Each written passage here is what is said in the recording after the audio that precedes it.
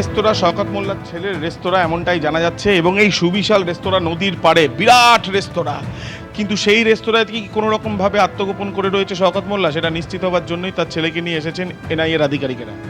Reception সম্পূর্ণ ফাঁকা, পাশে একটি ওয়েটিং রুম রয়েছে, সেটাও সম্পূর্ণ ফাঁকা। আশেপাশে এই যে ডান দিক আর বাঁ দিকের ছবিটা দেখলেই বোঝা যায় যে এই যে গ্রামীণ অঞ্চল, পাশে নদী, সেখানে এত বড় একটি রেস্তোরাঁ, যে রেস্তোরাঁর ভেতরে কোনো ম্যানেজার থেকে আরম্ভ করে কোনো কর্মী কেউ নেই। এই জায়গায় আসলেই বোঝা যাবে একটা ছোট ব্রিজ রয়েছে এবং তারপরে কেউ নেই, এবং তার সাথে সাথে এখানে আশেপাশে কোনো ঘর নেই। যেই কটি ঘর রয়েছে অত্যন্ত ছোট, কিন্তু তারই মাঝে আপনার বাঁদিকের ছবিটা দেখাতে বলবো, এখানে ছোট ছোট কয়েকটি ঘর দূরে রয়েছে, বাকি পুরোটাই কিন্তু দেখা যাচ্ছে যে প্রত্যন্ত একটি গ্রাম।